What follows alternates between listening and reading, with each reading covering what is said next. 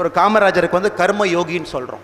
யோகி அப்படிங்கிற ஒரு பட்டம் பார்த்தீங்கன்னா அது மிகப்பெரிய ஒரு பட்டம். அது யூனியன் ஆஃப் செல்ஃப் அப்படிமோ, அதாவது ஒரு மனுஷன் வந்து பிறக்கும்போது வந்து ஆத்மாவாக பிறக்கிறான், உங்களுக்கு மேலே வந்து பரமாத்மா இருக்குது. சில பேர்த்துக்கு மட்டும்தான் அந்த ஆத்மா ப்ளஸ் பரமாத்மா அந்த லிங்க் கிடைக்கும். அவங்க அதை அடைஞ்சிட்டாங்க அப்படின்னா நம்ம யோகின்னு சொல்லுவோம், யூனியன் ஆஃப் செல்ஃப் அப்படிமோ. அந்த யோகி நிலையை அடையிறதுக்கு வந்து பார்த்தீங்கன்னா 3-4 வழிமுறைகள் இருக்குது. ஒன்று வந்து ஞான மார்க்கம், யாராவது ஒருத்தவங்க வந்து நிறையா படிச்சுட்டு நாலேஜில் அந்த இடத்த போய் அடையலாம்.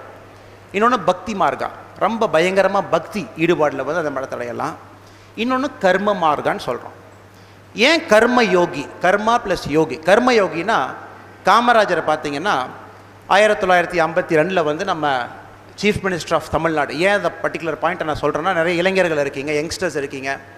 நம்ம எல்லோரும் கூட இப்போ இருக்கிற அரசியல் தலைவர்களை பார்த்துக்கிட்டு இருக்கோம். ஒரு அரசியல் தலைவன் எப்படி இருக்கிறான் அப்படிங்கிறத இப்போ நம்ம பார்த்துக்கிட்டு இருக்கோம். இப்போ காமராஜரை பற்றி நம்ம எங்கே படித்தா கூட சிம்பிளிசிட்டி பற்றி தான் பேசுகிறாங்க. காமராஜர், ஜீவா, இதெல்லாம் கிளாசிக் உதாரணம். அந்த டைம்